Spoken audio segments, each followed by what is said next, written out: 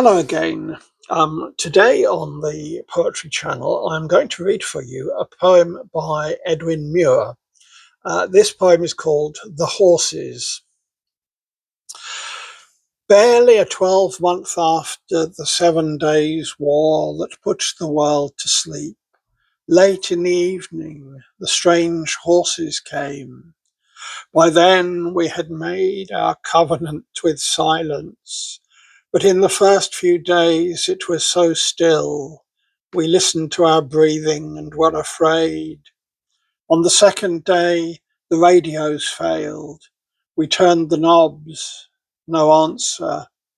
On the third day, a warship passed us, heading north, dead bodies piled on the deck. On the sixth day, a plane plunged over us into the sea.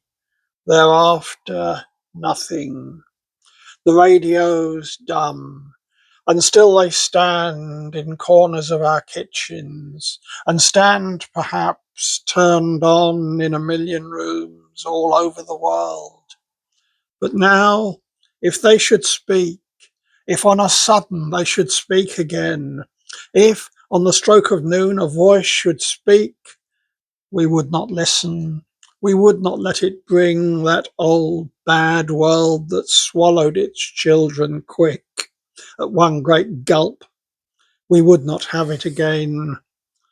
Sometimes we think of the nations lying asleep, curled blindly in impenetrable sorrow. And then the thought confounds us with its strangeness. The tractors lie about our fields. At evening, they look like dank sea monsters couched and waiting. We leave them where they are and let them rust. They'll moulder away and be like other loam. We make our oxen drag our rusty ploughs, long laid aside. We have gone back, far past our father's land. And then, that evening, late in the summer, the strange horses came. We heard a distant tapping on the road, a deepening drumming. It stopped, went on again, and at the corner changed to hollow thunder. We saw the heads like a wild wave charging and were afraid. We had sold our horses in our father's time to buy new tractors.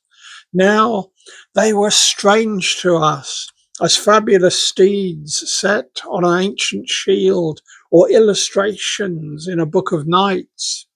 We did not dare go near them. Yet they waited, stubborn and shy, as if they had been sent by an old command to find our whereabouts and that long lost, archaic companionship. In the first moment, we had never a thought that they were creatures to be owned and used. Among them were some half a dozen colts dropped in some wilderness of the broken world, yet new, as if they had come from their own Eden. Since then, they have pulled our ploughs and borne our loads, but that free servitude still can pierce our hearts. Our life is changed. Their coming, our beginning.